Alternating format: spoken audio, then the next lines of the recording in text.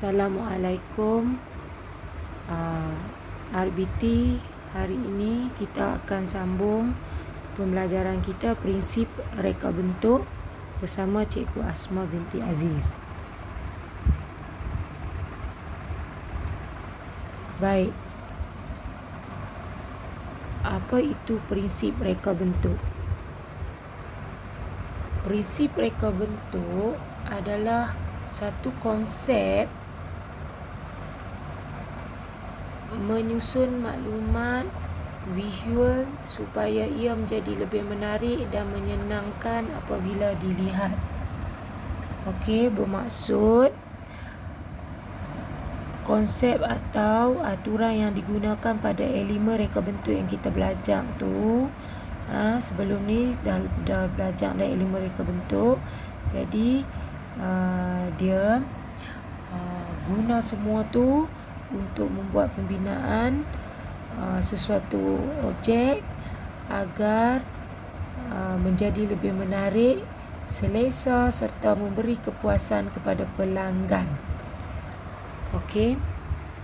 Prinsip reka bentuk ada 7. Kalau kamu tengok dalam peta buih tu, kita ada yang pertama keseimbangan, kemudian pengulangan,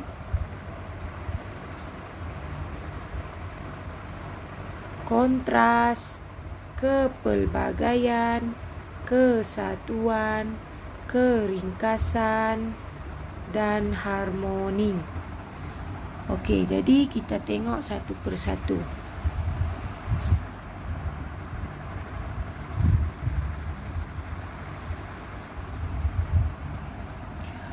Okey, kita tengok yang pertama iaitu keseimbangan. Okey, keseimbangan ni ada 2 jenis. Okey, bila kita bina satu produk, dia hanya ada 2 jenis ni sahaja nah. Yang pertama kita panggil keseimbangan simetri ataupun formal. Yang kedua kita panggil keseimbangan asimetri ataupun tidak formal. Okey, apa yang dimaksudkan dengan keseimbangan simetri ialah sesuatu produk tu bila kita bahagi di tengah-tengah dia, kita bahagi bagi sama banyak, dia mempunyai persamaan pada kedua-dua belah bahagian. Okey, contoh gambar saya bagi kat situ rama-rama. Okey, kita bahagi di tengah-tengah tu, jadi kiri dan kanan dia kita akan dapat simetri, iaitu sama banyak corak dia. Okey, akan dapat sama banyak. Sayap seorang sebelah, sesungut dapat seorang sebelah, biji mata dapat seorang sebelah. Okey, itu kita panggil simetri. Okey, pembahagian yang samalah bagi kedua belah bahagian kanan dan kiri. Okey, kalau kamu tengok gambar yang berwarna hijau tu, macam nak bentuk pokok tu, okey, sama juga bahagi di tengah. Okey, dia dapat sama kiri dan kanan. Okey, manakala keseimbangan asimetri ni yang tidak formal ni bermaksud dia tiada persamaan langsung. Okey, tetapi dia menarik, unik lah. Pembinaan produk ni dia lebih unik. Dia tidak, bila kita bahagi di tengah-tengah tu, contoh macam kerusi yang saya bagi tu, sofa tu, okey, kata kita bahagi kat tengah-tengah tu, kita akan dapati kiri dan kanan dia tak samalah. Okey, sebelah tu ada macam tempat sandak, ada bantai kan, sedap sikit. Yang sebelah lagi tu kaki, jadi tak sama. Tetapi produk yang mempunyai keseimbangan asimetri ni, dia mempunyai daya tarikan yang tersendiri dan menarik. Okey, kalau kamu tengok dalam gambar pokok yang satu lagi tu, daun dia tak sama banyak tu. Okey, kita bagi kat tengah. Okey, tak dapat sama, kiri dan kanan corak dia tak sama, itu bermaksud asimetri. Baik. Prinsip yang kedua iaitu pengulangan. Okey, pengulangan, perkataan asal dia adalah ulang. Jadi pengulangan ni bermaksud penyusunan semula objek secara berulang-ulang dari segi saiz dan bentuk. Okey, pengulangan boleh dilakukan dalam bentuk bersudut, susunan, selari. Okey, nombor 3 tu selari bukan selati. Okey, 4 berjejari. Kalau kamu tengok gambar yang saya sertakan dekat sini, okey, kita ada susunan corak ataupun produk yang berulang menjadi satu produk. Okey, susun secara berpola, secara selari. Kalau kamu tengok gelang tu, gelang emas tu, okey, dia susun bentuk bulat yang dia kata apa, dia karang tu, jadilah satu gelang tangan. Okey, satu lagi jam. Okey, kalau kamu tengok jam tu, corak dia macam tapak kaki kuda, dia susun, dia ulang corak yang sama, ulang, dan dia menjadi background kepada jam tu. Dia lebih nampak lebih menarik. Okey. Seterusnya nombor 3 kita tengok kontras. Kontras ni bermaksud bezalah, kontra. Perbezaan ketara pada ciri elemen yang digunakan. Tujuan dia adalah untuk menyerlahkan perbezaan, tarik perhatian dan membaiki fokus.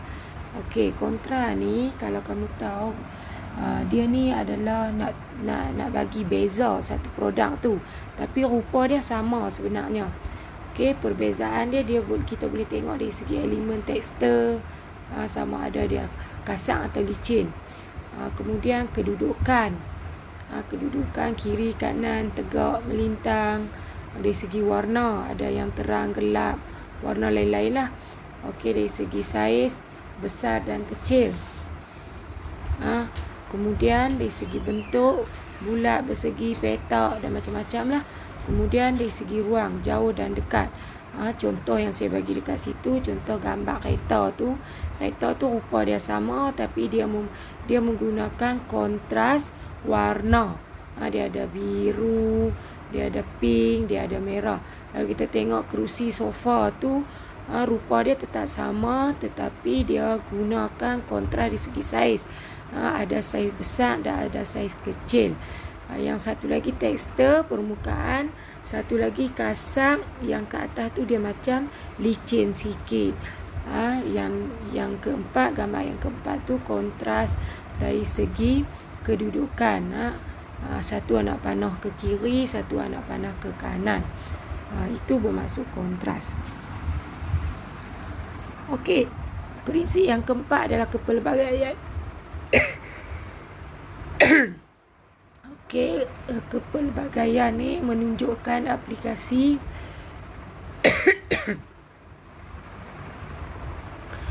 aplikasi penggunaan pelbagai gaya, nilai dan idea yang berbeza dalam sesebuah reka bentuk. Tujuan dia adalah untuk menambah daya tarikan sesuatu rekaan.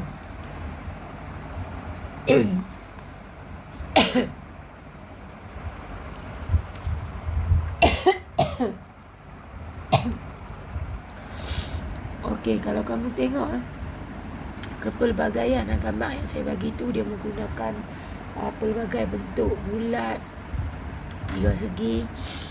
Okey, ada garisan, kemudian pelbagai warna. Kemudian bentuk-bentuk tu ada yang besar, ada kecil, jadi dia gabungkan, dia akan nampak satu reka bentuk yang menarik lah. Itu sebab dia kata menambah daya tarikan sesuatu rekaan. Okey, dia gabungkan elemen reka bentuk seperti garisan, rupa, warna, supaya dia menjadi gaya atau variasi untuk produk yang dihasilkan. Okey, prinsip yang kelima adalah kesatuan. Kesatuan ni dia merujuk kepada gabungan semua bahagian elemen untuk membentuk imej, tema atau idea yang sempurna. Okey, dia bermaksud kita susun semula ataupun kita gabungkan semua elemen-elemen yang ada untuk menjadikan imej, tema, idea yang sempurna ni masuk produk lah. Macam gambar sebelah tu, saya bagi gambar raga daripada rotan. Dia susun dia gabung semua rotan-rotan tu, corak dia tu semua jadilah satu bentuk bakul. Kesatuan ni boleh dicapai dengan penggunaan satu corak yang serupa atau melalui penggunaan latar belakang yang serupa. Okey, sama dia menggunakan rotan saja, tapi dia olah menjadi bakul. Okey, gabungkan rotan-rotan tersebut.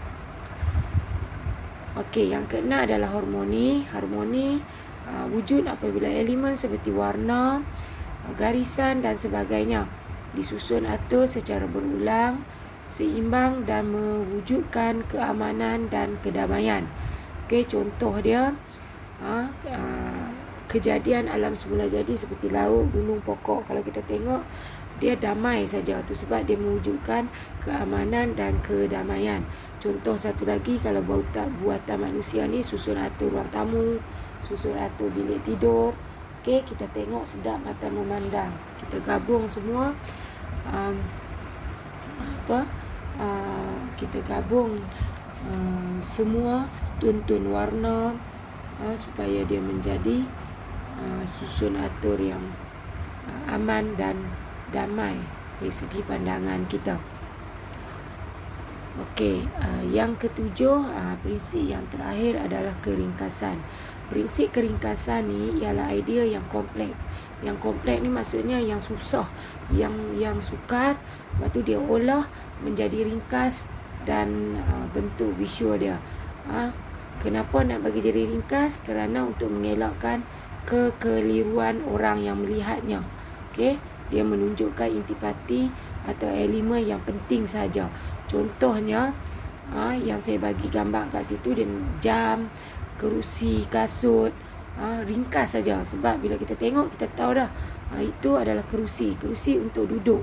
Kalau kita tengok kasut kita nak pakai. Okey, bakul untuk bawa barang. Okey, itu maksudnya mengelak kekeliruan.